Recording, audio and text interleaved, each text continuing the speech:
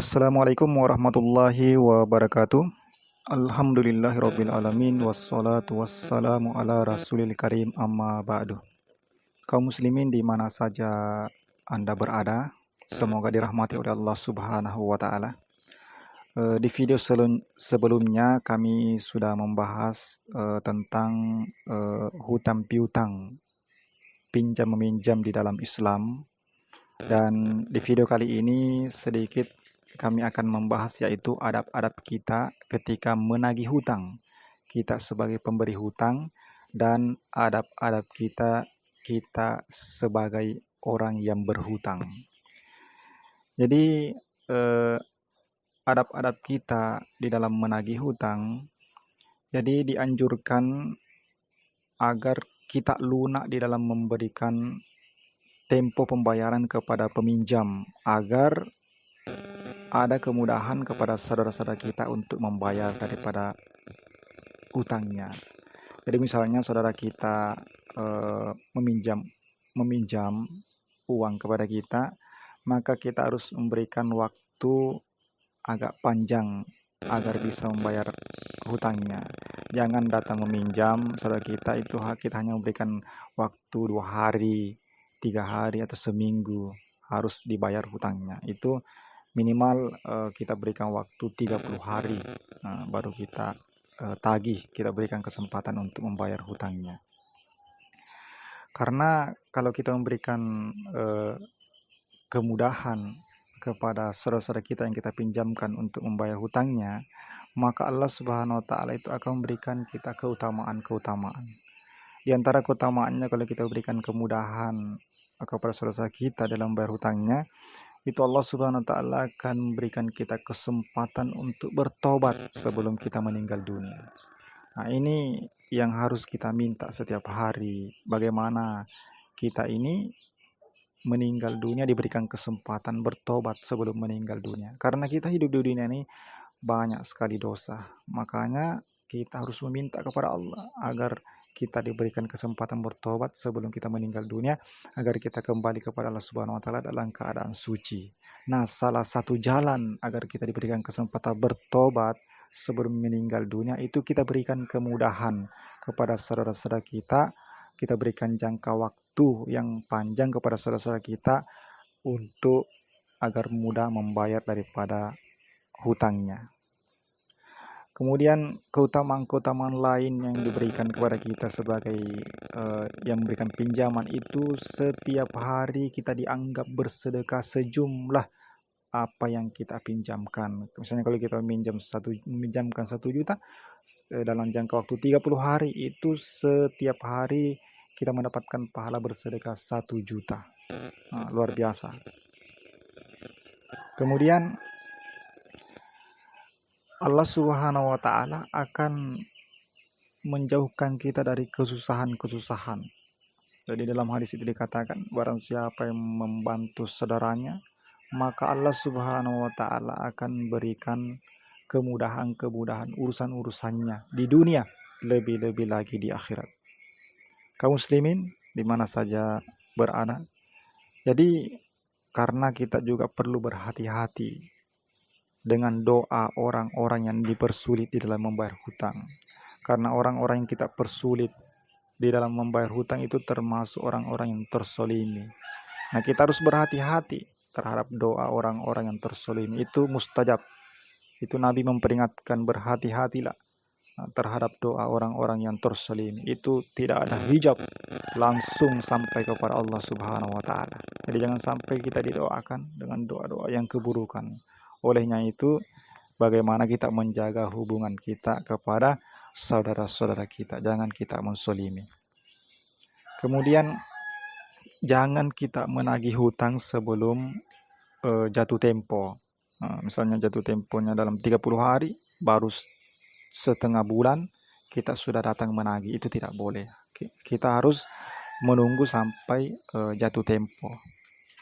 Kemudian hendaklah kita menagih itu dengan lemah lembut, dengan penuh pemaaf. Jangan datang menagih dengan menggunakan kata-kata yang kasar dan memaksa. Nah, itu tidak dianjurkan di dalam agama kita. Dan kalaupun kita menyuruh orang lain mewakili kita untuk pergi menagih, itu diperbolehkan juga.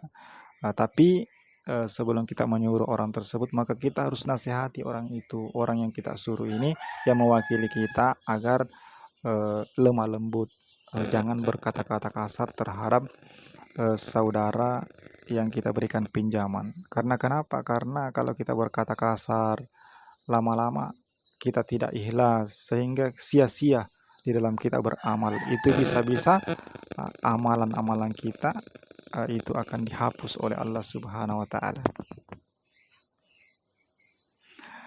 Dan saudara-saudara kita yang meminjam tapi dia tidak mau membayar hutang, nah itu padahal dia mampu, maka kita sebagai yang penagih itu boleh menuntutnya, boleh meminta hartanya atau menghukumnya.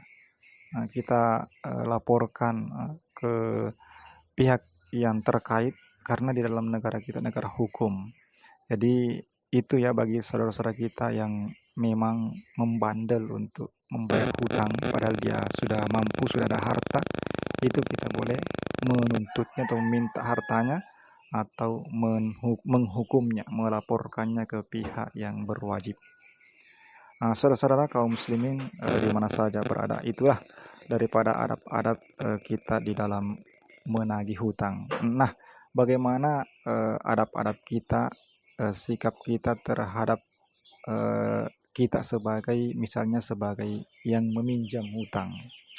Jadi di dalam sebuah hadis itu, sebaik-baik orang adalah orang yang mudah di dalam membayar hutang.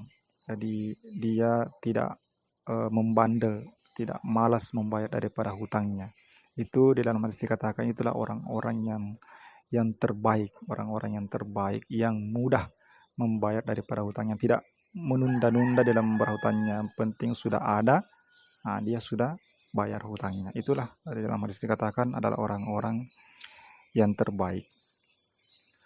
Peminjam ini hendaklah berniat sungguh-sungguh untuk membayar hutang. Nah, jadi kalau kita meminjam, maka kita betul-betul harus bersungguh-sungguh berniat untuk membayarnya.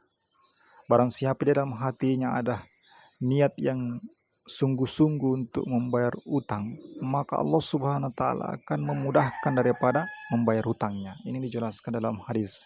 Jadi kalau kita berhutang, kita sungguh-sungguh ada niat untuk membayarnya, maka Allah Subhanahu wa taala akan memudahkan kita, akan bukakan jalan kepada kita agar kita dimudahkan untuk membayar daripada hutang kita. Hadirin kaum muslimin yang dimuliakan Allah Subhanahu wa taala, Allah Subhanahu wa taala akan menuntut pada hari kiamat sebagai pencuri ini bagi orang-orang yang tidak mau membayar hutangnya. Jadi orang-orang yang tidak mau membayar hutang itu pada hari kiamat akan dipanggil sebagai seorang pencuri. Nah, kenapa? Karena dia tidak ada niat untuk membayar hutangnya padahal sudah diberikan kemampuan oleh Allah Subhanahu wa taala, maka dia dianggap sebagai pencuri. Kemudian pada hari kiamat, pahala kebaikannya itu akan dialihkan ke pemberi piutang. Jadi orang-orang yang punya hutang kepada kita dan tidak mau membayar hutangnya, maka pada hari kiamat itu pahala kebaikan-kebaikannya itu akan diberikan kepada kita. Nah, kalaupun hutangnya belum lunas, maka kalau pahalanya belum cukup, maka dosa-dosa kita itu akan diberikan kepada yang berhutang itu, yang tidak mau membayar hutangnya. Ancaman bagi orang-orang yang menunda-nunda membayar hutang padahal dia mampu membayarnya, dia akan dimasukkan sebagai orang-orang yang zolim. Nah, dianggap orang-orang yang zolim kepada Allah Subhanahu wa taala.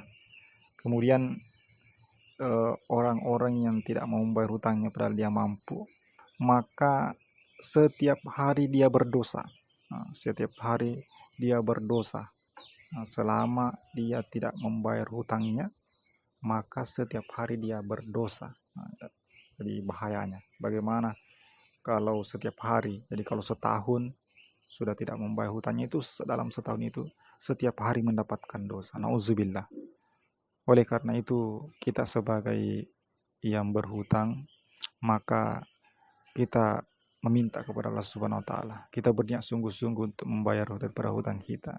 Jangan sampai kita termasuk orang-orang yang solim dan kita mendapatkan dosa setiap hari. Itu sangat membahayakan diri kita di dunia, lebih-lebih lagi di akhirat. Saudara-saudara kaum muslimin yang mana saja berada, demikianlah apa yang kami sampaikan, semoga bermanfaat. Assalamualaikum warahmatullahi wabarakatuh.